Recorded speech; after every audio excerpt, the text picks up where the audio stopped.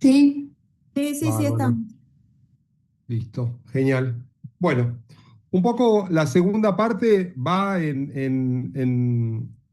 con el objetivo de ver cómo empezamos a hacer el diagnóstico. Es decir, ya la verdad es que los felicito porque ya han aportado un montón, o ya lo saben previamente o han entendido rápidamente cómo es un poco la idea. Tratar de empezar a pensar cómo realizo los diagnósticos, ¿sí? Recuerden un poco, tenemos que tratar de entender cuáles son las áreas de proyección, ¿sí? De cada uno de los lóbulos, tanto el caudal izquierdo, el craneal izquierdo, el derecho, el medial, el lóbulo caudal derecho, tanto del abordaje izquierdo y del abordaje derecho, ¿sí? Un poco para tener idea en la hora de informar a qué zonas pulmonares podría corresponder, ¿sí? Solamente para tener una idea. Si bien muchas veces uno informa en función del espacio intercostal presente.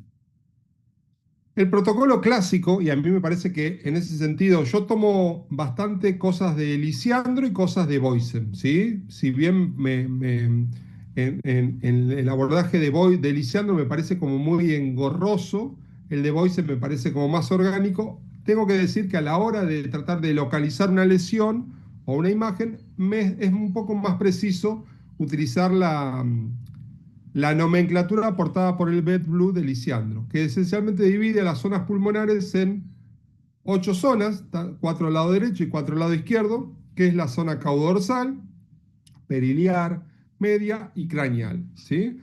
Con objetivos. En la zona caudodorsal es más factible encontrar neumotórax, en la periliar el edema pulmonar, en la media la silueta cardíaca y en el craneal el mediastino craneal, ¿sí? Esas son las referencias, se las dejo acá anotadas, las tiene en la presentación, no perdamos tiempo un poco en eso, pero es importante, yo cuando hago un informe termino diciendo o empiezo a decir que las zonas anatómicas se van a describir en función del abordaje propuesto por Lisiandro.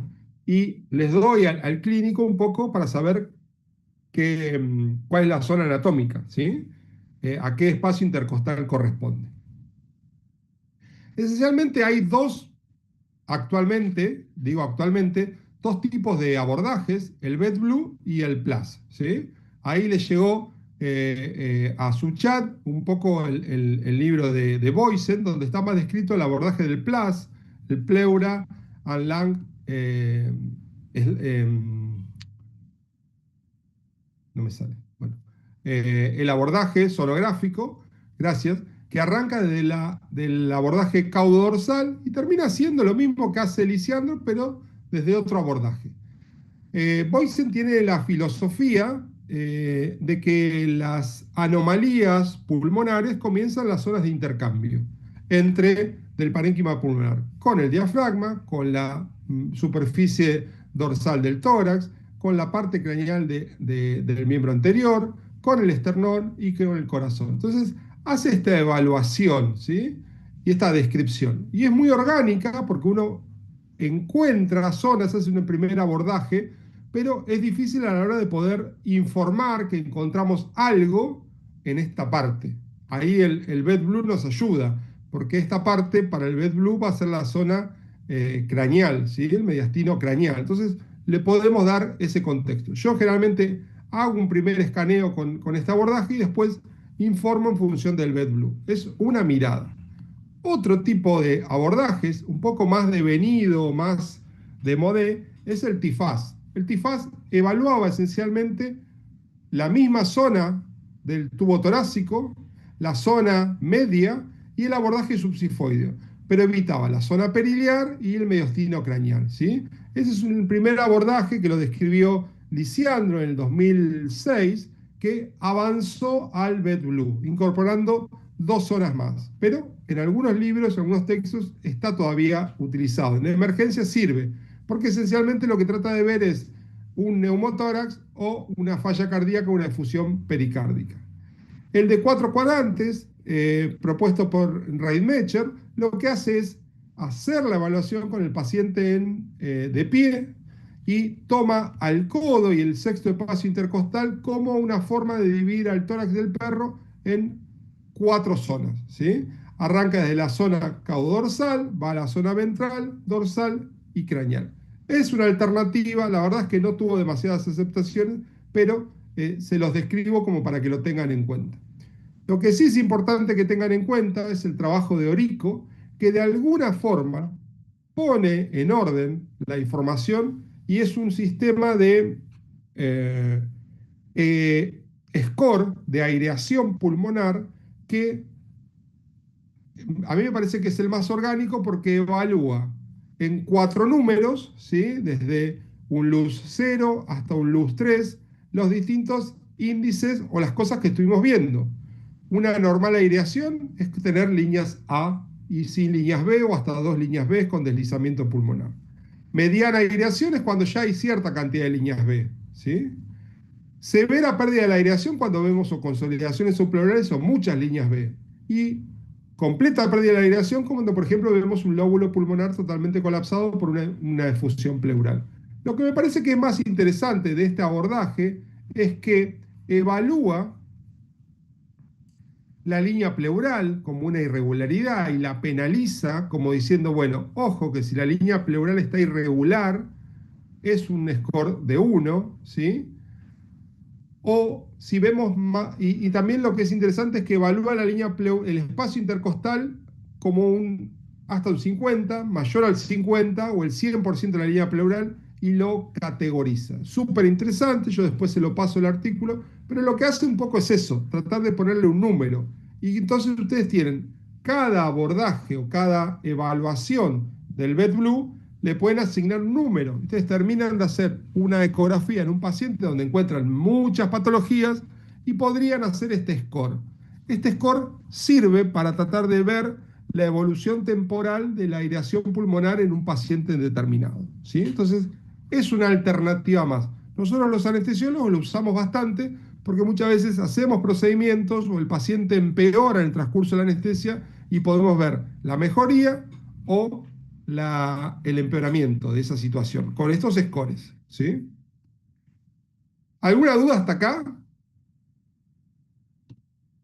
O sea, igual tiene que haber muchas dudas, ¿eh? Pero la idea es que esto sea como un disparador para empezar a abordar el tema. ¿Algo que quieran que repasemos? ¿Están vivos o ya están, se quieren ir? Acá ¿Están estamos. vivos? Bueno, si no, pídale un alfacorcito a la doctora y con eso se despierta. Síndrome intersticial. Tengo este perro con sintomatología de un edema pulmonar, ¿sí? Es un edema pulmonar seguramente que se caracteriza por un incremento de líneas B. Fíjense, estas imágenes son, este es un caso combinado, ¿sí? Me la pasó la doctora Mercedes Rodius. Es un paciente con, desde un abordaje subsifoideo, vemos un pulmón blanco con múltiples líneas B. Desde un abordaje intercostal, vemos como múltiples líneas B también, ¿sí? Con un pulmón blanco, no vemos líneas A, líneas B que se mueven muy rápidos y cuando vemos la evaluación cardiológica de este paciente, algo le pasa, ¿sí? Entonces, presuponemos que el problema es un síndrome intersticial, que es un acúmulo de líneas B a consecuencia de una falla cardíaca, ¿sí? Esto es importante porque el síndrome intersticial es algo que ustedes van a diagnosticar en la encuesta que gentilmente respondieron. Muchos dijeron que es algo que el edema pulmonar o el síndrome intersticial es algo que diagnostican. Y hay algo que es importante, es tratar de orientar al clínico de dónde viene el problema. Si es de origen cardiogénico o neumogénico. Si es de origen cardiogénico, en general las líneas B, la disposición de las líneas B son septales, es decir, están como bastante regulares, están como a intervalos bien puestos, están como sembradas a buena distancia. La línea pleural es homogénea, está perfecta, ¿sí? El deslizamiento pulmonar está normal o aumentado, ¿sí? No hay consolidaciones ni subpleurales ni consolidaciones francas. A diferencia de cuando tenemos un problema de origen neumogénico, donde las líneas B están sembradas de aparches.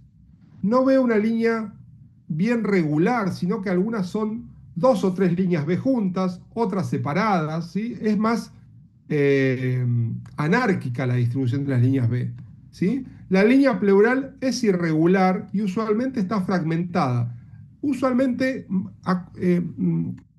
métanse eso en la cabeza para que les quede, que una línea pleural irregular, o sea, no homogénea y fragmentada, nos dice que el problema es de origen neumogénico. Es poco probable que sea de origen cardiogénico, ¿sí? Y hay algo que es importante tener en cuenta, es que esa cantidad de líneas B, ¿sí? Si cambiamos al perro de posición y aumentan, si aumentamos la cantidad de líquidos y aumentan, si damos diurético y baja, y si hacemos ejercicio aumenta, es de origen cardiogénico. De origen neumogénico, cambien al perro de posición, lo hagan hacer caminar más o le den diuréticos, no va a hacer ningún efecto. A mí esto me parece que es como muy importante para tratar de orientar un poco al diagnóstico, ¿sí? La cantidad de líneas B, el número absoluto, tiene una relación directamente proporcional al agua pulmonar.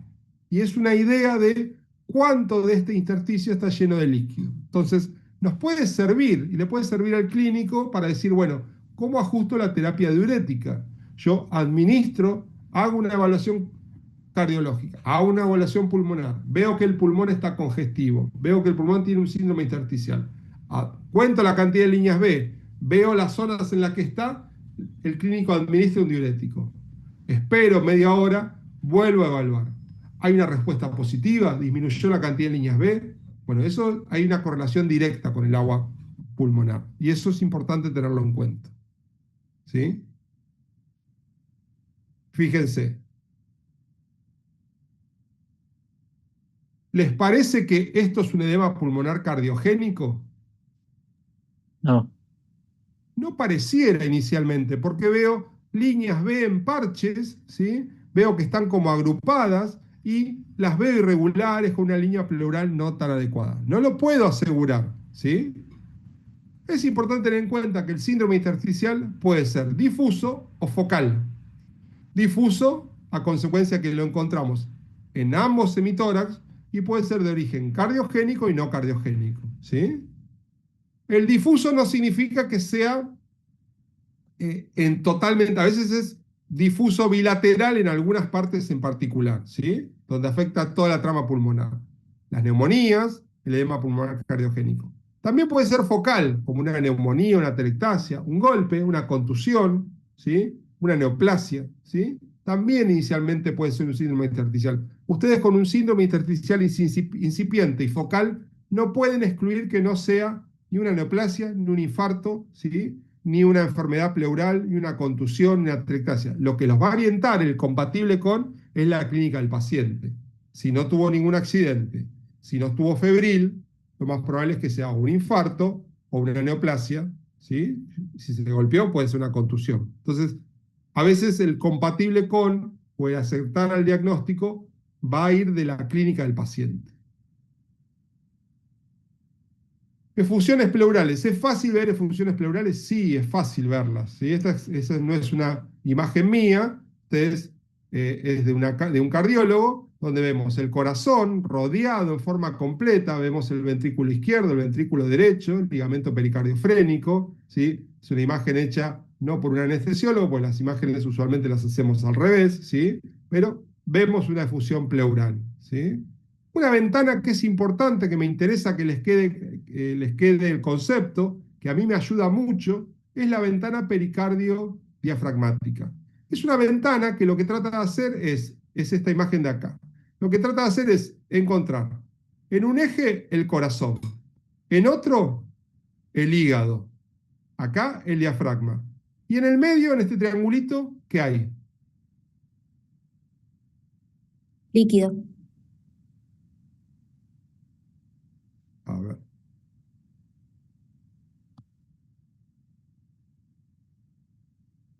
¿Seguro que hay líquido? No, no, en otra imagen estaba viendo la parte Ah, derecha. ok, acá sí, te adelantaste, pero en esta me quedé. Síndrome intersticial. Sí, es un pulmón con algún grado de alteración en la aireación. A diferencia de este, donde bien la doctora ya se adelantó, y veo el hígado, vesícula, corazón y veo líquido. Esto se hace con el paciente en decúbito external, ¿sí? O de pie, donde el transductor a 90 grados lo que hace es pararse sobre la cúpula diafragmática, va bajando hasta encontrar esta imagen, entre el corazón y el hígado. Acá vamos a diagnosticar pequeñas cantidades de líquido. ¿Qué pasa si buscamos una efusión pleural con el paciente en decúbito lateral? ¿Cuál es el principal problema que tenemos? Se va a ir para abajo. Solamente lo vamos a ver si hay mucha cantidad. ¿Sí? Y si hay mucha cantidad y encima se va para abajo y se comprime el pulmón que mejor ventila, estamos en una complicación. Los pacientes que tienen sospecha de efusión pleural deben evaluarse en decúbito external. En general, todo paciente con distrés respiratorio debe evaluarse en decúbito external. ¿Sí? Fíjense, desde un abordaje, fíjense la mirada desde un lineal a un microconvexo, donde veo todo el camino. Esta perra era una perra castrada de 7 años con efusión pleural. ¿Sí? Vino al servicio de la facultad. Cuando le hacen la tomo,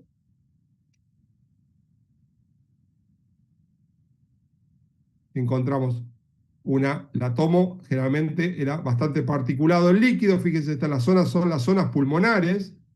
¿Sí? Todo esto es líquido, bien particulado. Fíjense la extensión.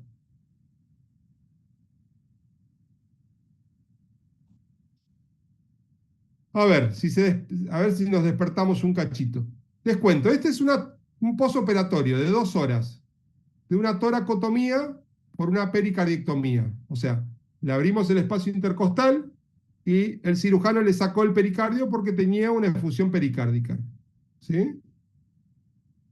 Les voy a contar la imagen. Esta parte, el transductor está girado mal. Está en un eje transversal y la marca gira hacia la parte ventral. El paciente está en decúbito external y la marca mira a ventral. La no marca mira hacia dorsal. ¿Se entiende? Sí. ¿Cómo interpretan esto? ¿Qué ven acá? Hay presencia de líquido contenido. Acá vemos líquido. Muy bien. ¿Esto que está abajo qué es? Que está subiendo cada tanto. ¿Eh? Claro, es el pulmón. Muy bien. Y esto es líquido. Perfecto. Hasta ahí vamos. ¿Y esta mitad qué es?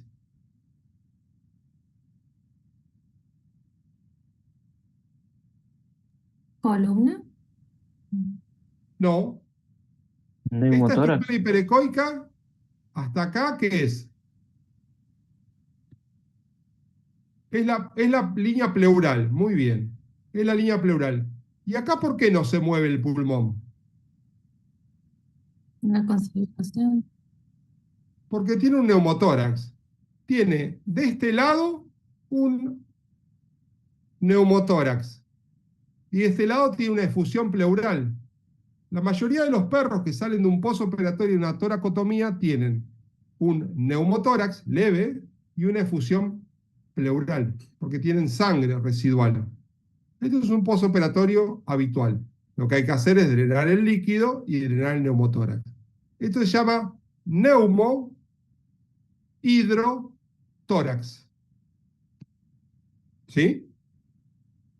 Es raro de ver, pero es raro de ver para un emergentólogo, pero es muy fácil de ver para un clínico, un anestesiólogo o un cirujano, porque muchos posoperatorios salen así. Perdón. Y esto, les cuento, el transductor está con el paciente en decúbito external y estoy subiendo y bajando. Ahí estoy arriba, bajo con el transductor, tengo más líquido y vuelvo a subir. Ven que el pulmón está haciendo una oscilación, eso es típico de las efusiones. Este paciente está con una efusión pleural. El subir y bajar el transductor me sirve a mí para saber hasta qué altura del tórax tengo líquido. Y yo se lo puedo informar al clínico y decirle, mirá, Claudio, este paciente tiene una efusión pleural de tales características que cuando el paciente está en decúbito external, involucra a 1/3 del tórax, o 2/3 del tórax, o 3/3 del tórax. ¿Sí? Va a ser distinto para Claudio tener un perro con 1/3 del tórax o 3/3 del tórax ocupado con líquido, cuando el paciente está en decúbito external. ¿Sí? Siempre la evaluación cualitativa, tanto del neumotórax como de la efusión, se hace con el paciente en decúbito external. ¿Sí? Y esto es un neumotórax. El neumotórax es esencialmente una zona donde tengo deslizamiento pulmonar y una zona donde no tengo deslizamiento pulmonar. Esa zona entre que desliza y no desliza se llama punto pulmonar.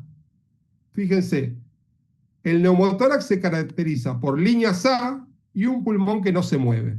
¿Sí? Este es un preoperatorio. Este paciente iba a ser metido a una cirugía por una mastectomía y tuvo una ruptura de una bulla timpánica e intraquirúrgico hizo esto, un neumotórax e hipertensión. El perro tuvieron que cambiar el motivo quirúrgico de la mastectomía, se fue una toracotomía, porque fíjense la ruptura pulmonar que generó una bulla. ¿Sí? Fíjense cómo el neumotórax también empieza a involucrar al otro hemitórax, ¿sí? al derecho. ¿Cómo se ven las atelectasias? Las ¿Puedes atelectasias volver, se ven... Sí, perdón, ¿puedes volver a explicar lo del punto pulmonar? sí. Mira, José, el punto pulmonar se evalúa con el paciente en decúbito external desde la parte superior. Siempre el neumotórax se evalúa desde superior a inferior. Entonces vos tenés el paciente en decúbito external. Por ejemplo, lo haces de este lado donde se ve el cursor, pongo el transductor acá y tengo deslizamiento y líneas A. Deslizamiento y líneas A. Deslizamiento y líneas A. Deslizamiento y líneas A. Listo. Perfecto. Es más, si yo ya el paciente está en decúbito external y pongo el transductor acá arriba y veo que desliza, ¿sí? Y hay líneas A, ¿tiene sentido que siga viendo hacia abajo si hay neumotórax? No, si sospecho neumotórax, no, debería estar arriba. Perfecto. Entonces, a mí me dicen, mirá, che, Martín, este perro tiene neumotórax. Pongo el transductor acá y me da normal, listo. De este lado me quedo tranquilo. Me voy al otro lado y digo, che, este perro, pongo el transductor acá y veo líneas A sin deslizamiento. Bajo, líneas A sin deslizamiento. Bajo acá. Este punto, José, es esta imagen ecográfica, donde tengo acá deslizamiento y acá no tengo nada. Ese es el punto pulmonar, la zona donde converge el pulmón que se está moviendo con un pulmón estático. ¿Se entendió? Sí, muchas gracias. De nada. Sigo bajando y empiezo a encontrar deslizamiento pulmonar. Yo ahí voy a disentir a lo que dicen la mayoría de los libros. La mayoría de los libros dicen, la ecografía es re útil para encontrar el neumotórax y es súper fácil. Bueno, no es tan fácil encontrar un neumotórax en un perro. En las personas es mucho más simple, porque la mayoría de las personas no somos tan peludos como los perros, es más fácil el acceso, uno puede evaluarlo más rápidamente. En los perros es difícil, ¿sí? Pero esa es la descripción clásica del neumotórax. Un neumotórax, y quizás yo si fuera un docente especulador, haría una pregunta en el examen y le diría, ¿cuál es el criterio para diagnosticar un neumotórax? Y quizás un criterio sería líneas A y un pulmón que no se mueve o con un deslizamiento pulmonar negativo, ¿sí? Digo, si Pidal me preguntaría una pregunta para el examen, por ahí hago algo por el estilo. ¿Sí? ¿Hasta acá estamos? ¿Cómo se ven Sí. las atelectasias? Las atelectasias se ven variables en función del grado de atelectasia que exista. Fíjense, yo tengo un paciente que está siendo anestesiado y tengo este pulmón. Y hasta hace un rato estaba bien y ahora está así. Bueno, no sé qué le pasa, pero puedo decir que la línea pleural está totalmente irregular. Acá veo una consolidación subpleural súper pequeña, mínima, y tiene deslizamiento pulmonar positivo con línea pleural irregular. ¿Sí? ¿Ven que acá se ve? No sé de dónde viene el problema, pero seguramente es respiratorio, es neumogénico. Acá empeora un poco más la cosa. Hay cambio de un eje transversal, de un longitudinal a un transversal, y veo zonas más hipoecoicas. Esas son zonas de consolidación subpleural pequeñas. Asócienlas siempre a problemas como atelectasias en el post. Yo veo muchas atelectasias porque hago anestesia. Quizás a ustedes no les llegan esas atelectasias tanto, ¿sí? Pero, ojo, indaguen, quizás un perro de 48, 72 horas que salió de una anestesia y que está decaído, con fiebre, una atelectasia se puede convertir en una neumonía. Atelectasias más grandes, como las que vimos hace un rato. En este caso yo acá estoy haciendo un bloqueo, que es el del cerrato ventral, y veo que, uy, acá tengo esta atelectasia. Atelectasias mayores, como las que vemos en Timmy, ese gatito que vino de un piotórax. Acá vemos una zona de atelectasia residual. ¿O es una neumonía? No lo sé. Si la clínica del paciente fue que tuvo un piotórax, yo lo tengo que informar como una consolidación. Perdón.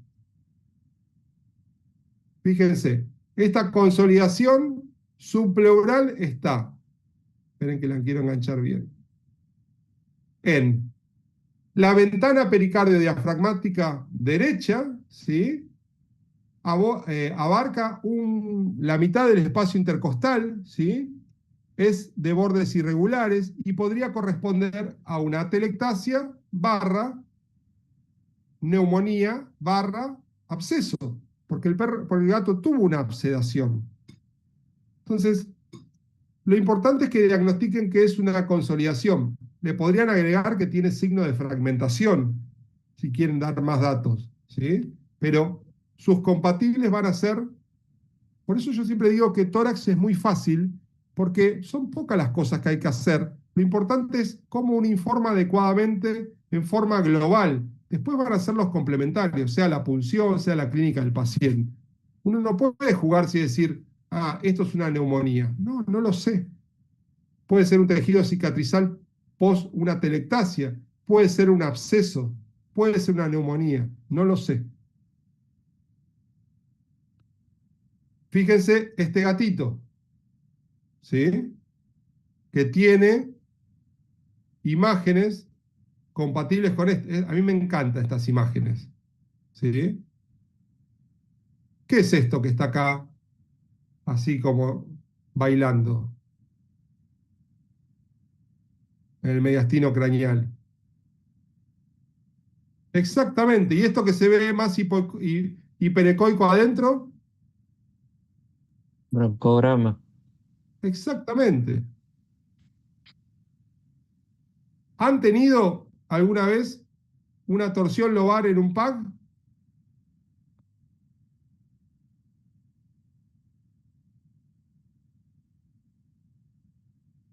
¿Sí, No, no? no. ¿No?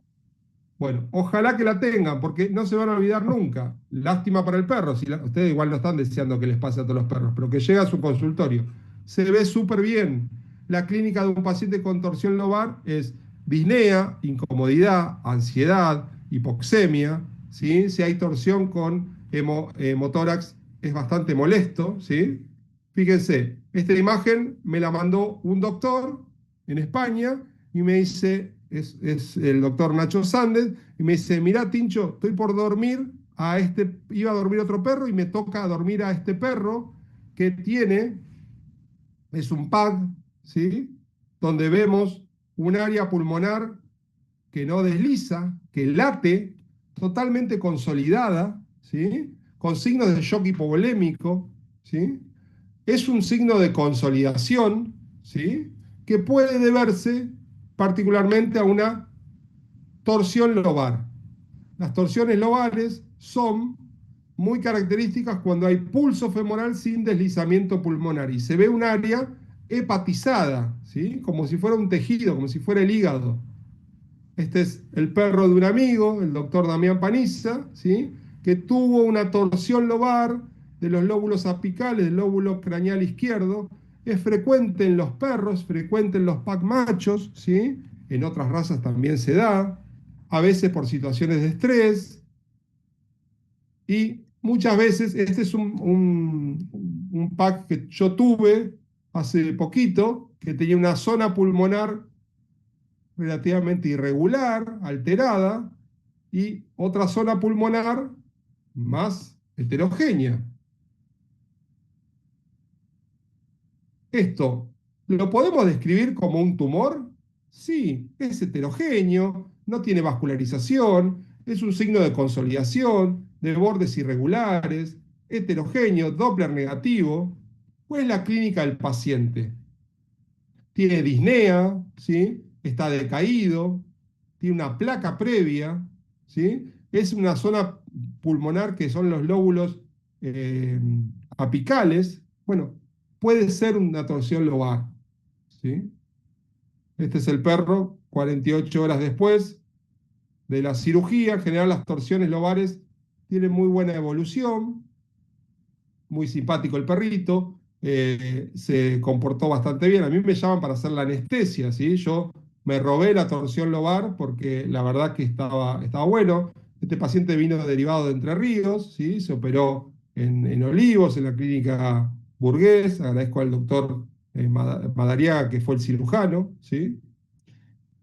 Las torsiones lobares tienen la presencia del pulso de masa, del Lamb pulse, que es un signo dinámico, ¿sí? Está presente también cuando hay intubación orotraqueal selectiva, ¿sí? Puede ser normal en un paciente que está bajo anestesia general, pero en estas condiciones es patológico. Tengo un paciente politraumatizado y veo este signo. ¿Es un signo de consolidación? Perdón. Sí, es un signo de consolidación, de bordes irregulares, con presencia de broncogramas, estáticos o aéreos, ¿sí? Una pleura irregular. ¿Puede corresponder a una contusión? Puede perfectamente corresponder a una contusión. Esta es gentileza de la doctora Marira Bernardi, que es una excelente ecografista que hace mucho tórax también, que es apasionada como yo del tórax. Y fíjense la imagen que me comparte. Una imagen también irregular. Ven que si yo me saco y hago esta imagen y voy a mi casa e informo esto, ¿qué veo? Uy, si hubiera sacado acá, hubiera visto otra cosa. Si hubiera sacado acá, veo otra cosa. Por eso es que hay que hacer el video para poder diagnosticar en forma adecuada. Sé la extensión, veo si hay refuerzo posterior. Los signos en ecografía pulmonar son dinámicos. Se ven en una parte del ciclo respiratorio y en otra no. Sobre todo el latido, ¿sí? Entonces, háganse la idea que tienen que gastar memoria en su equipo y hacer videos, ¿sí? Neoplasias, gracias a la doctora Mercedes. Yo soy como medio que Piero, agradezco a todos porque me ayudan un montón con muchas imágenes, ¿sí? Signos nodulares que están en contacto con la línea pleural, con un refuerzo posterior, más grandes, más chicos, con algunas líneas B asociadas a los costados. ¿Cuál es el signo? Bueno, es signo de consolidación, o sea, es una consolidación pulmonar, un signo nodular con ciertas características, compatible con una neoplasia. ¿Puede ser una enfermedad granulomatosa? Puede ser perfectamente una enfermedad granulomatosa, ¿sí? No se olvide de las enfermedades granulomatosas, dentro de ellas las micóticas, ¿sí? Imágenes que son más claras, donde se complementan con la radiografía, ¿sí? Esto es cuando yo cursé la especialidad y me tocó hacer, como les va a tocar a ustedes, hacer un reporte. Lo que es interesante, este trabajo, fíjense, trata de ver la ecografía pulmonar para diferenciar neumonías o neoplasias y si hay algún algoritmo. Y lo que dicen es que, bueno, sí, obviamente, la presencia de líneas B, consolidaciones, la aireación, el engrosamiento pleural, la hepatización y líquido libre, fíjense, todos se comparten. Es verdad que las neoplasias muchas veces tienen mayor presencia de líquido libre que las neumonías bacterianas, pero hay algunas neumonías bacterianas que también tienen algo de líquido, ¿sí? Lo mismo que las consolidaciones. No hay un signo categórico. Estadísticamente sí, es más probable que si la pleura está engrosada, ¿sí?, exista una mayor tendencia de tener una neumonía bacteriana. Pero hay tumores que tienen también engrosamiento en la línea pleural. Tenemos un perro con fiebre que tiene una traqueostomía. Y vemos esta imagen. La imagen es horrible, ¿eh? Pero es el único perro que tengo con una traqueostomía. Veo una línea pleural y veo en un momento un triángulo. A ver si se ve un poco mejor.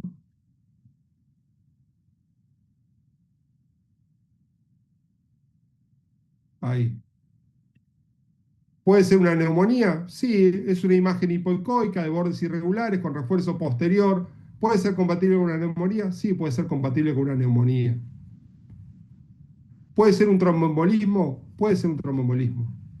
Va a depender la clínica del paciente. Tengo un perro que sale de una cirugía y empieza a estar disneico después de la cirugía. Una disnea bien franca. Hago una ecografía.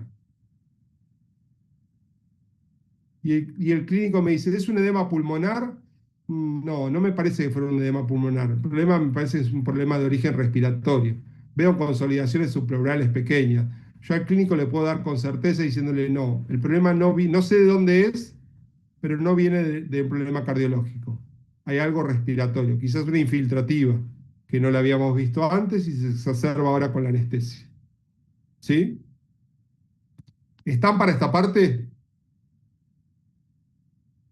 Yo estaría para ahora, ¿sí? Sobre todo porque me comí dos tostadas con queso. Vamos a ver el diafragma. El diafragma es una entidad que uno puede abordar. Fácil. Ustedes se lo llevan puesto la interfase diafragmática todos los días cuando hacen ecografía abdominal. La interfase diafragmática se ve desde el abordaje subsifoideo. Uno angula el transductor y puede ver el movimiento. Hace un modo B y pasa a un modo M. Tanto del lado derecho como del lado izquierdo. ¿Sí? Ustedes lo que van a ver es una de las características que es la excursión diafragmática. Cómo el diafragma se acerca al transductor cuando ustedes están del abordaje subsifoideo. Esa primera parte que se acerca es inspiración y después es expiración. ¿Sí?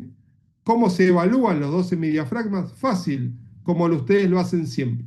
¿Y por qué es importante el diafragma? Bueno, Molina siempre dice que yo estoy como obsesionado con el diafragma. Y yo siempre le digo, lo que pasa, Estela, que es algo fácil de hacer, ¿sí? Yo siempre busco cosas fáciles de hacer. Y los perros tienen difusión diafragmática, es decir, muchas veces en la anestesia o en la cirugía no les anda el diafragma. Primero, porque pueden tener un problema de una neuropatía frénica. Segundo, porque lo vemos mucho en el posoperatorio de cirugía cardíaca o torácica. ¿Por qué? Porque el cirujano repara el nervio frénico, repara en el sentido que lo corre, lo moviliza el nervio frénico. Porque hacemos bloqueos del miembro anterior, impactan sobre el plexo braquial. Porque hay enfermedades metabólicas como el Cushing, el hipotiroidismo y las polineuropatías, ¿sí?, que son una entidad muy, muy frecuente. ¿Cómo se hacen? Esta es una gentileza de Santi Fuensalida. Ponemos el transductor desde la... Nosotros les estamos enseñando a todos los anestesistas cómo hacerlo. Entonces hacemos este video. Ponemos el transductor desde el abordaje subsifoideo.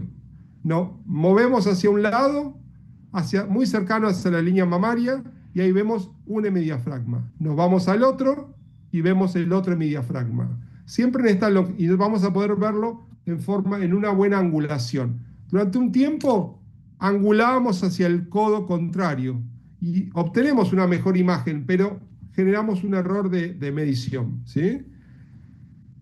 ¿Cuál es el lado más fácil para medir? Arranquen con el derecho. Sobre todo si el paciente tiene un buen ayuno, con la vesícula van a generar una buena interfase y lo van a ver súper lindo, el diafragma. Y pueden medir. De acá a acá, el tiempo inspiratorio y también la altura, que es la excursión. Y de acá hasta acá, el tiempo expiratorio, ¿sí? Lo que se mide esencialmente es la excursión diafragmática, la cantidad que moviliza el diafragma, ¿sí?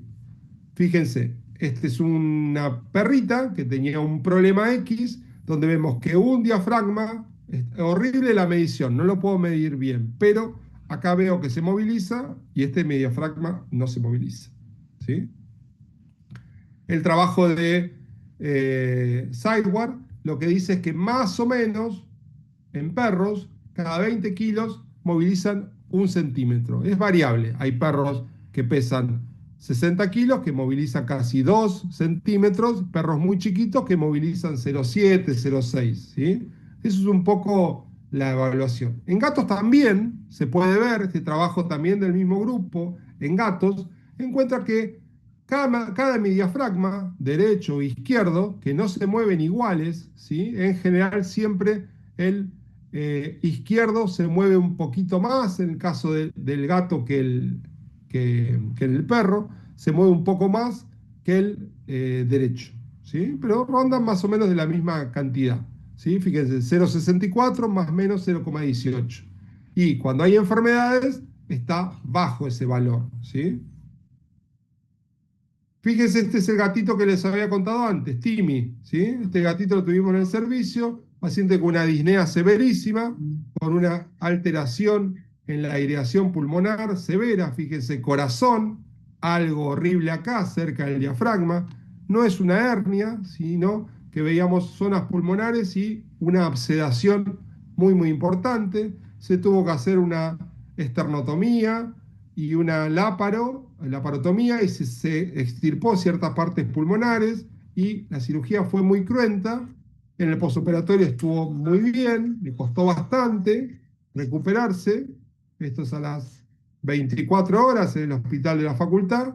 Y yo a los 6 días, 7 días le hago un control porque me interesaba un poco ver cómo andaba todo y veo que el del hemitórax izquierdo tengo una buena movilidad diafragmática, en el derecho nada, pelado, ¿sí? Sin movilidad diafragmática, ¿sí?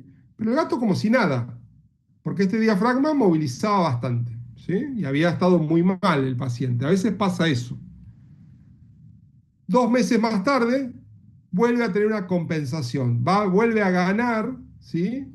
La movilidad del diafragma. Entonces, vemos que eso es algo que a veces se puede recuperar. Entonces, uno, para diagnosticar una diferencia en la movilidad diafragmática, tiene que hacer los dos hemidiafragmas, ¿sí? Y controlarlos en el tiempo. Este gato volvió a la normalidad después de cierta cantidad de tiempo. Y también uno lo puede ver cualitativamente, ¿sí? Que hay movimiento. Santiago haciendo un bloqueo, este perrito, ven que acá le falta algo a este perro, ¿sí? Porque se lo llevó el cirujano, porque algo le pasaba, hace un bloqueo axilar. Para hacer ese bloqueo axilar, antes evalúa la funcionalidad diafragmática y después evalúa. Este del lado izquierdo está bien, del lado derecho no tiene nada. Bueno, hacer el bloqueo axilar a veces involucra ramas nerviosas, ¿sí? Del frénico, que se las lleva puestas, porque va a ser un bloqueo, una parálisis transitoria del diafragma, generalmente sin repercusiones clínicas. ¿Sí? ¿Hasta acá alguna duda?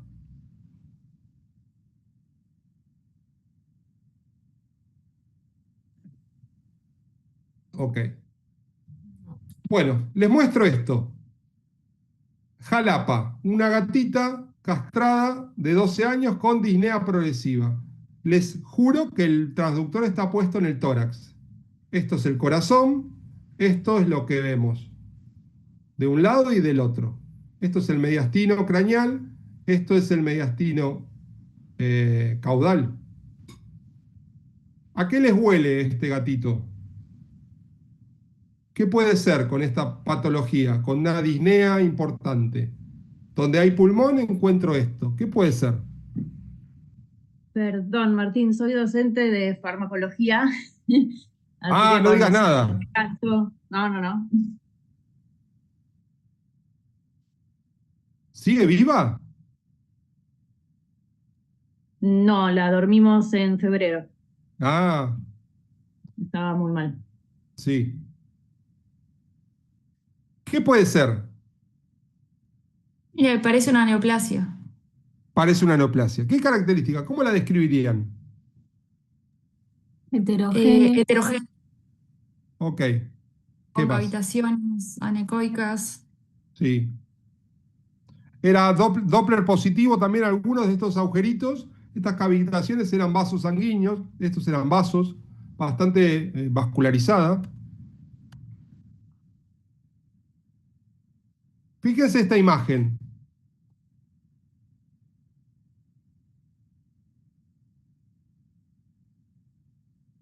Esto que esto que me contaron, no lo aprendí yo, sino me lo dijo un cardiólogo. ¿Qué les pasa? ¿Qué les parece este corazón? Vieron que recorro la masa y encuentro el corazón. Ustedes ya cursaron, ¿sí? Ya saben qué ventrículo es este y qué ventrículo es este, ¿sí? ¿Qué les parece?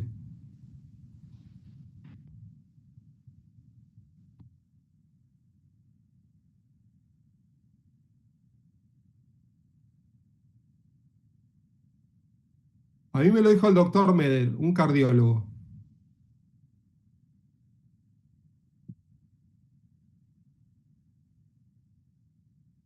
¿Todos coinciden que este es el derecho?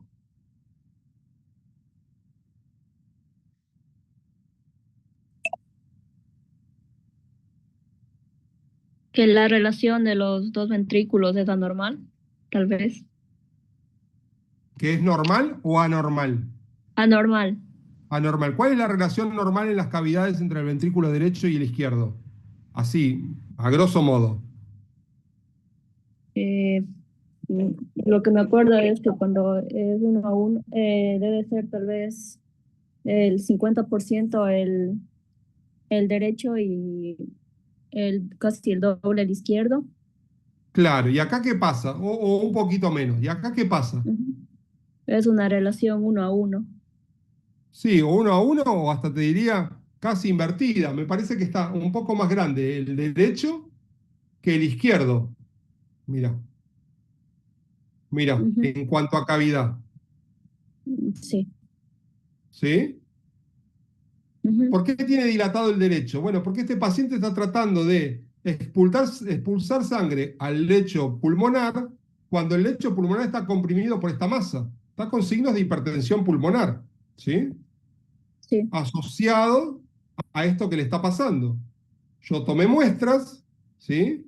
Lo sedé, era un paciente encima agresivo, lo sedamos en una SA4 con gabapentina, lo premediqué con dexmedetomidina, butorfanol y ketamina, le puse propofol hasta poner una máscara laringia y hice rápidamente lo que me pidieron que hiciera, que es hacer una punción ecoguiada de estas estructuras para obtener, yo las punciones las hago generalmente con lineales porque me ayudan bastante, ¿sí? A ver bien las cosas. Acá tenía hermosos vasos sanguíneos, entonces yo quería tomar estas muestras. Esta era la hematología y la bioquímica, que en general está relativamente bien, salvo una leve hiperglucemia. Obtuve muchas muestras distintas en la tipos de líquidos y trasudados, en general contenidos así amarillentos, ¿sí? ¿De qué enfermedad o qué neoplasia sospecharían ustedes con estas imágenes previas? ¿Qué se les viene a la cabeza? Aparte de que están cansados. Un sarcoma, un carcinoma. Un sarcoma, un carcinoma. Era un gato de 12 años. Un dato, siempre yo mido la distancia desde la piel hasta la estructura que quiero punzar, porque eso me da una idea del largo de la aguja. Acá, como soy canchero y quiero que vean cómo me fue bien con la punción, vuelvo a hacer otra punción, le vuelvo a mostrar lo mismo. La citología fue compatible con un timoma, ¿sí? Acá hay un dato que es un paciente de 12 años de evolución. ¿Es frecuente un timoma en un paciente de 12 años? Sí, es una alternativa. Cada vez vemos más timomas que linfomas. A mí me pasa que yo encuentro más timomas que linfomas. Recuerden que en el mediastino craneal van a encontrar muchas cosas. La anatomía es la tráquea, el esófago, bajos cervicales, los gángulos mediastínicos craneales. Si hay efusión van a ver las cosas mejor. Si el paciente es gordo van a ver las cosas peor. Pueden ver quistes, abscesos, hematomas, linfadenopatía y neoplasias. Esencialmente linfomas y timomas. Esto me lo pasó Gaby, ¿sí? En la presentación anterior. Yo nunca hasta ahora vi el timo bien en un animal pequeño, ¿sí? Pero es una estructura granular que uno la puede ver, la puede evaluar, usualmente es ecogénico, ¿sí? En general uno también puede ver quistes, masas en el mediastino, ¿sí? Estas son imágenes tomadas de Penning, ¿sí? Podemos encontrar abscesos.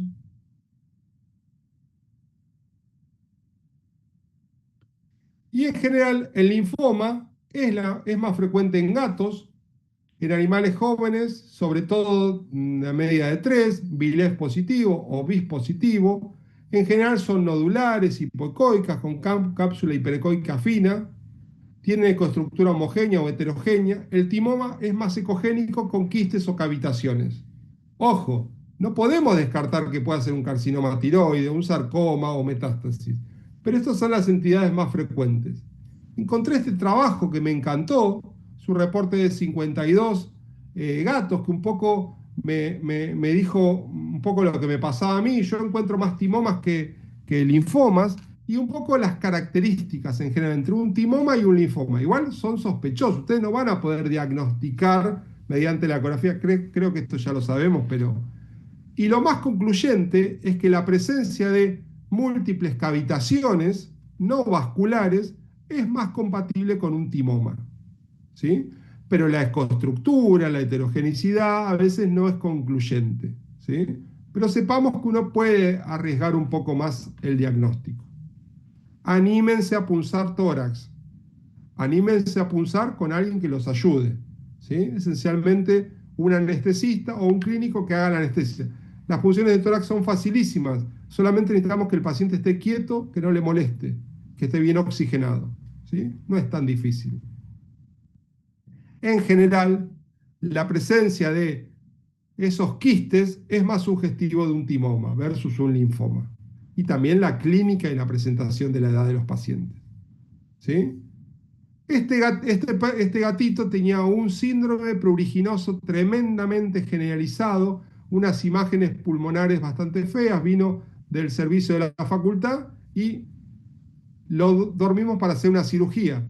Tenía una imagen heterogénea en el mediastino craneal, ¿sí? Hicimos la cirugía, era una imagen no tan grande, fue hipergranular, fue muy difícil de sacar. Generalmente los timomas son fáciles de resecar, costó mucho. El gato mejoró, esta es la cirugía, pero fíjense las múltiples cavitaciones y las nodulaciones, ¿sí? Este es el doctor Hall haciendo su magia, ¿sí? Se desarmaba mucho mientras lo sacábamos. El gato mejoró desde la clínica muchísimo y encontramos una recidiva leve al tiempo. Este es el espacio intercostal donde se hizo la toracotomía, por eso que se ve así, se ve feo, con algo de líquido, ¿sí? Fíjense, ven como acá vemos una línea de solución de continuidad. Otro gato. Sí.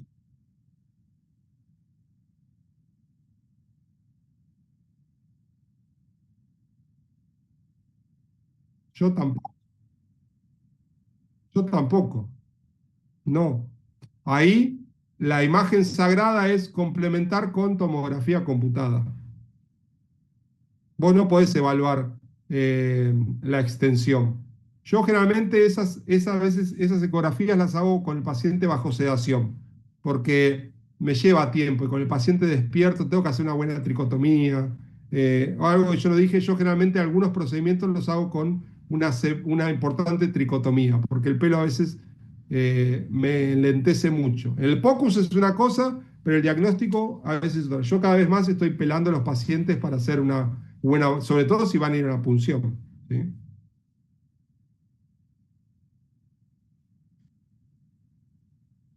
Este ya lo vimos, lo repetí, les pido disculpas. Mediastino caudal, la verdad es que tengo pocas imágenes de mediastino caudal, ¿sí? No tengo casos en general. Lo único que he tenido es más que nada es una imagen que les voy a mostrar después, compatible con un tumor de diafragma. Pero en general podemos tener cuerpos extraños, neoplasias esofágicas. Yo mediante ecografía, la verdad es que en mi clínica no las encuentro. Sí vemos bastantes hernias, ¿sí? Y es algo que a veces encontramos. Este perrito es un gato que vino para una punción de tórax porque tenía una masa, aparentemente, ¿sí? Esas son las placas, una masa extraña. En realidad se reorganizó y se hizo la ecografía, se planificó la cirugía. No les adelanto por qué, porque quiero que lo vean un poco. Yo ya tengo el gato dormido, les muestro la ecografía, vemos el corazón, apareció ahí una estructura, otra estructura, y por ahí empieza a haber intestinos, hígado y otra cosa. Se los vuelvo a mostrar. ¿Qué puede ser esto que está acá cerca del corazón? ¿Cómo? El vaso. Muy bien. Este es del otro hemitórax, ya en el posoperatorio, y esta es la cirugía. Un vaso, una unión y otro vaso, un istmo, ¿sí? Con mucha grasa y algo de tejido, una hernia. El gato de una colega, ¿sí? Tamaro, doy los nombres porque ella me autorizó, ¿eh? Un gato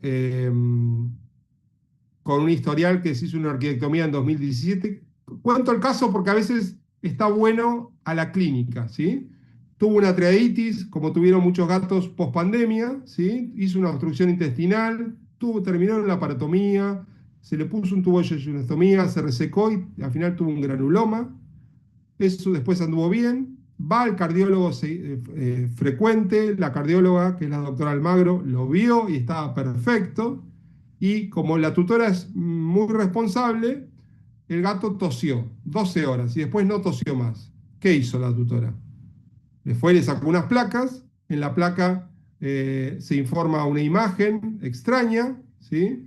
Donde el informe da que es una masa de 4x4, que podría ser un tumor de pulmón primario, metástasis, quiste, absceso, granuloma. Estaba yo en la facultad y me dice una amiga, che, está el gato de tal persona, ¿querés venirte a hacer una ecografía? Bueno, le digo, si no hay nadie más que sepa, voy, hago la ecografía, veo el corazón, la ecografía es horrible, pero para que vean que yo también hago cosas feas, sin vergüenza. Pero veo una imagen como granular, heterogénea, al lado del corazón, que se comunica con el abdomen, me llamaba la atención el movimiento. Digo, mirá, para mí es una hernia, ¿sí? Para mí hay tejido graso, y es solamente eso. Me llamaba esa atención ese movimiento entre el abdomen y el tórax. Y nada, como ella es muy detallista, le hizo complementarios, le hizo de nuevo el cardio. Vicky lo vio y dice, che, sí, le hicimos la eco hace 3 meses y no estaba, y ahora está esto, más o menos de la misma medida. Y Vicky también se sorprendió bastante porque no había mediado ningún trauma. El gato había tenido subió y saltó de un mueble, pero no había un trauma para pensar en una hernia. Se hizo la tomografía porque ella es muy detallista y se ve, fíjense qué linda el caso, la cúpula diafragmática, el diafragma roto y la proyección del tejido graso, ¿sí? Se hizo la cirugía y se cerró el defecto y se sacó tejido graso. ¿Sí? Y tenía una hernia demorada. A veces las hernias también se describen como demoradas, en el sentido de que se genera un tejido herniario y a veces no pasa nada y en algún momento pasa y ahí genera algo de sintomatología. Los gatos a veces con tos dan esta sintomatología muy repentina. Un gato fíjense qué linda placa, ¿sí? Necesita fui yo. No fue tan lindo dormirlo, pero estuvo un poco complicado, pero anduvimos bien. Fíjense, una hernia peritoneo-pericárdica, ¿sí? Con vísceras, con intestinos dentro del saco pericárdico, con la restricción que le genera el corazón. En la cirugía, estamos sacando ya el contenido, de a poco. Fíjense qué linda esta imagen, que es como si al gatito le hubieran salido dos corazones. ¿Sí? Como el corazón derecho y el izquierdo tienen una muy buena capacidad, una frecuencia cardíaca baja, levemente bradicárdico, un anillo bastante importante donde sacan todas las vísceras, todo el intestino que estaba ahí adentro, ¿sí? Alrededor del saco pericárdico, ¿sí? El signo de taponamiento que tenía, tremendo. De pared costal no tengo tantas cosas para decirles, ¿sí? Sí les cuento este caso, que es de Antoine, un perrito, un bulldog francés, muy, muy amoroso, que empezó con una masa en la pared costal. Esa masa en la pared costal fue creciendo, hicimos una punción, ¿sí? Una masa, me costó mucho punzarla y sacar material, ¿sí? Y el diagnóstico citológico fue una neoplasia de origen mesenquimático maligna, ¿sí? Y evolucionó a los 2 meses ya a tener metástasis pulmonar, ¿sí? Con una ruptura total de la pared torácica. Lo que me sorprendió mucho es la tolerancia que tuvo este animal. Este es Antoine, ¿sí? En el último control, donde ya habíamos invasión de signos de consolidación, subpleurales de tanto por tanto, con la línea pleural con disrupción, con signos asociados, signos medulares, perdón, nodulares. Y bueno, ese fue un poco el camino de Antoine. Intervencionismo, la ecografía pulmonar sirve para hacer intervencionismo, este es el bloqueo que le vamos a realizar a la doctora Pidal, que tiene una fisura de costilla. La semana que viene le vamos a hacer un bloqueo, ¿sí? Intercostal, ¿sí? Los músculos se pueden ver, perdón que se escucha el audio. Los músculos intercostales se pueden ver muy bien. Acá está el paquete vasculonervioso. Yo coloco anestésico, lidocaína, entre la fascia endotorácica y el intercostal interno, y voy a generar ese bolsillo y va a bloquear el nervio intercostal. La ecografía nos sirve para hacer procedimientos, un quilotórax y un megasófago en un perro de 2 años, ¿sí? Donde hacemos la evaluación y el drenaje ecográfico guiado para saber hasta dónde hacemos la punción. Y bueno, llegué bastante bien, ¿eh? Primero les agradezco su tiempo. Sé que es un tema muy largo. Este es un encuadre, no es el único. Doy las recomendaciones y ahí vemos ya si hay algunas dudas. ¿Les parece? Ok. Como recomendaciones en tórax hay que hacer una anamnesis detallada. Hay que delimitar la zona a explorar. Hay que hacer los ajustes básicos. Trabajen sobre la ganancia, profundidad y foco. Sean sistemáticos, arranquen siempre del mismo lugar y terminen siempre en el mismo lugar. Y no se olviden de zonas. Es lo mismo que hacer una ecografía abdominal, pero en tórax a veces es un poco más como anárquico. Arranquen siempre por la línea pleural, descríbenla, vean si hay cosas. Segundo, líneas A, ver si se mueve. Si hay síndrome intersticial, ver en qué zonas y qué características tiene la línea pleural y si hay líneas B asociadas. Si hay consolidaciones, extensión, morfología y signos asociados y diagnósticos más probables. Si busco neumotórax o efusión, vayan a los lugares donde es más frecuente encontrar líquido. Si es neumotórax dorsal, si es efusión ventral. Acá busquen una estrategia para hacer un informe. Yo si quieren les paso después informes míos que busquen después. Vieron que yo cuando empecé a hacer ecografía, que siempre me costó mucho, yo hice la especialidad en el 2008 y de 2018 y me daba mucha vergüenza salir a hacer ecografía. Yo tengo 52 años ahora y a los 47 empezar a hacer una especialidad me costó mucho y le pregunté a Alejandra Paltengui, a Elena Dana, cómo hacían los informes, cómo describir. Yo construí mi forma de hacer informes. Ustedes en tórax busquen lo mismo, ¿sí? Diagnóstico más probable, sus muletillas, a la exploración parcial del hemitórax, derecho o izquierdo, y complementar con resonancia, radiografía o tomografía. Siempre terminen o utilicen esas 3 frases en algún momento. Desde ya les agradezco y escucho sus dudas y sus comentarios y sus sugerencias. Voy a dejar de compartir, así les veo la cara un poquito. Si tienen ganas, ¿no? Ahí está. Bueno. Leonor está acompañada. Deja la cámara, no me molesta, todo lo contrario. Así que nada, les agradezco y si hay alguna duda, los escucho. Gracias, Lucrecia, Atalea. Algunos no los conozco, ya los voy a conocer. Micaela, Carolina, Mariana, abrigadísima. Sandra, Diego, Lu. La doctora Oribe se quedó también, qué genia. No sé si hay alguna duda, chicos. Es una mirada, ¿sí?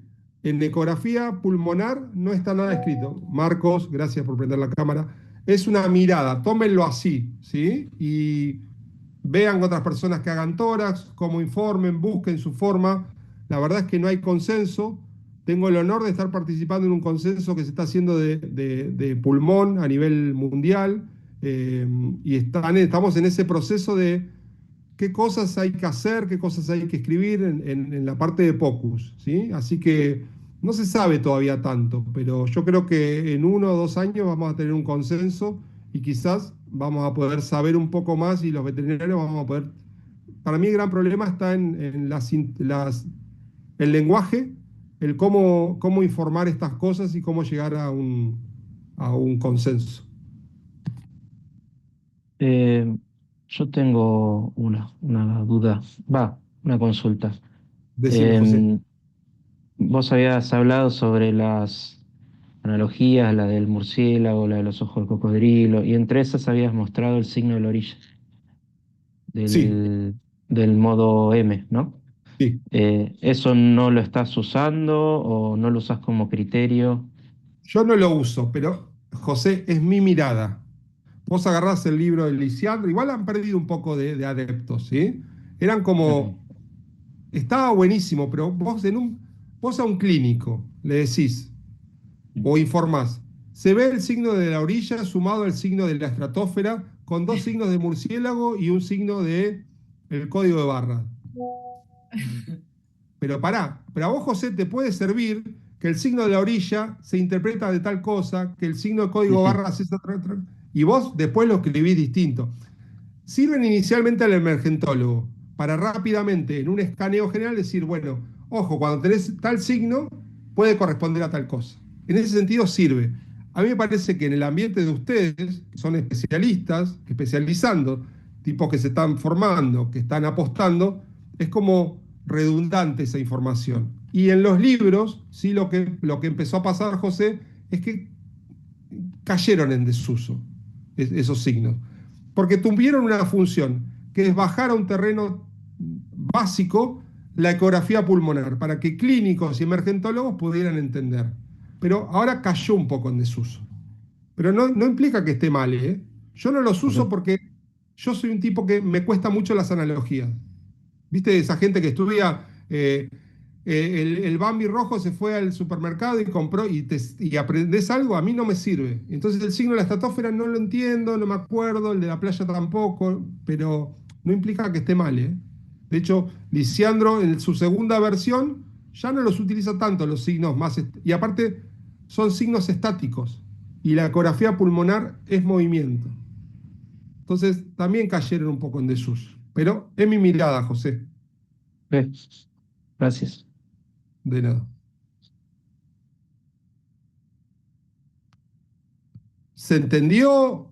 ¿Fue un delirio? ¿No? Pues los veo como Buenísima la clase, Martín. acongojados, como, ok. Muy buena clase y muy completa. Está muy buena para volver a mirarla.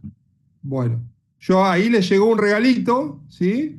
Disfrútenlo, es un muy lindo libro, se lee rápido, está en español, así que no se pueden quejar.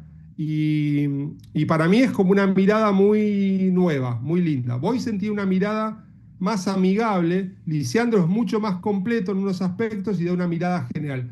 Boysen tiene como otra escuela, que está bueno entenderlo, y está bueno que se hayan empezado a dividir las escuelas de la interpretación de la ecografía pulmonar. Piensen que es algo que se está construyendo, ¿sí? Si hay alguna duda para...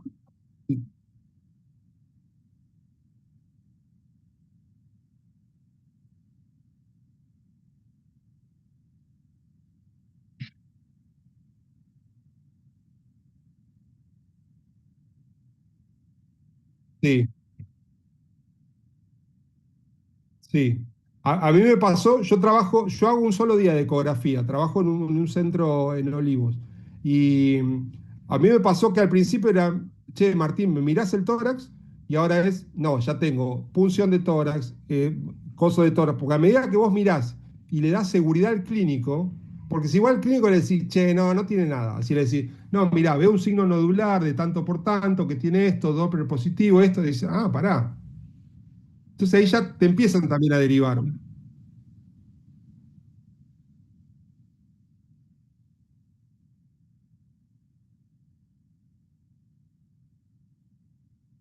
No,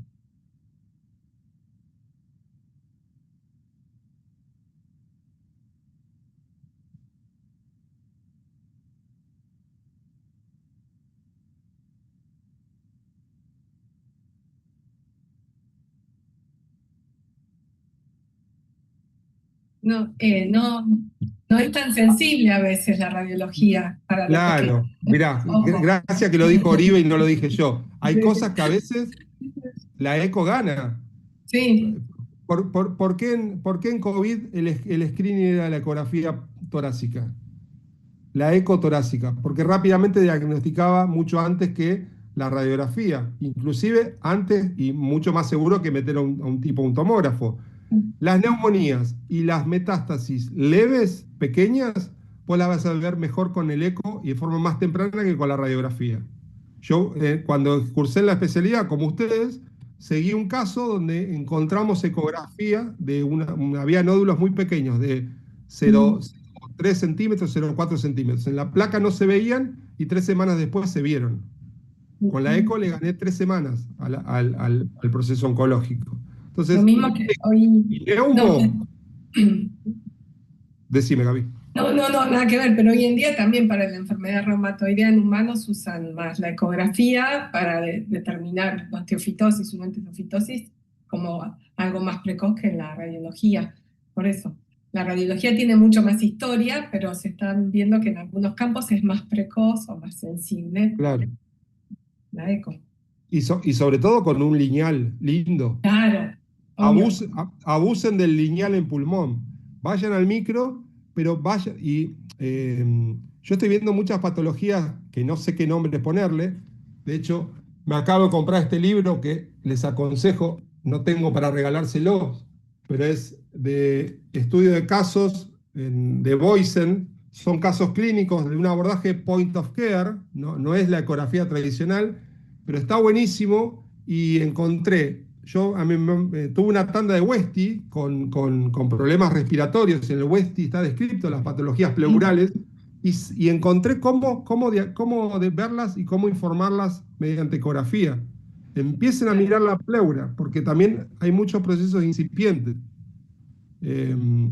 Nada, piensen que hace 20 años atrás no pensábamos estar hablando de esto. Hoy, gracias a la tecnología y a los equipos que tenemos, y cada vez más con muy buenos traductores lineales, vamos a empezar a ver un montón de cosas.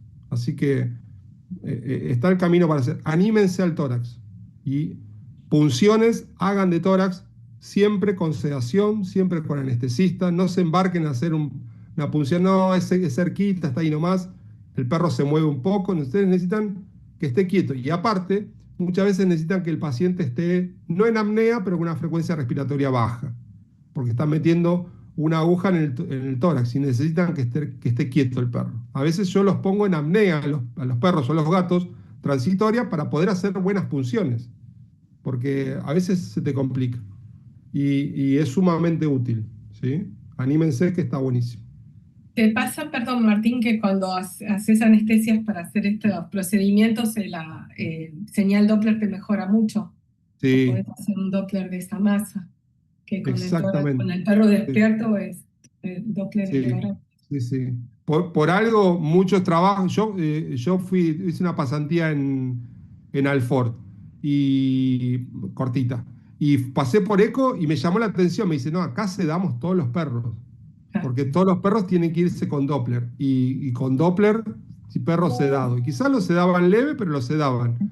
Es otra vida. Es otra vida. Y también la trazodona está al alcance para tranquilizar a perros y que sea una alternativa. La gabapentina también es una alternativa. Nada, a veces también es frustrante para uno querer llegar a un diagnóstico y que no se den las condiciones. Entonces hay que tratar de que los pacientes lleguen lo mejor posible.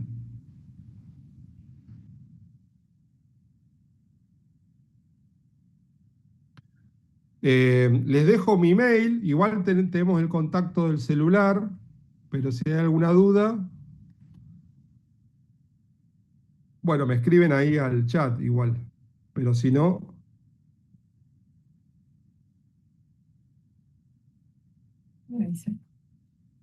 así que bueno, perdón si fueron muchos contenidos, pero bueno, quería darles como un pantallazo de todo, eh, y esta es como una mirada. Me fui un poco más a los casos, a los clínicos, y fíjense que el diagnóstico termina, el cómo informar es casi siempre lo mismo. O sea, las lesiones son tristemente muy parecidas. Pero bueno, nada, por eso el intervencionismo a veces nos ayuda. Buenísimo. Bueno, Martín, felicitaciones. Bueno, chicos, Gracias. bueno, a su disposición lo que necesiten, y bueno, espero verlos en el servicio. Yo no estoy yendo al servicio, pero cada tanto voy a saludar y ahí los voy a cruzar, ¿sí? Así que lo que necesiten, cuenten conmigo.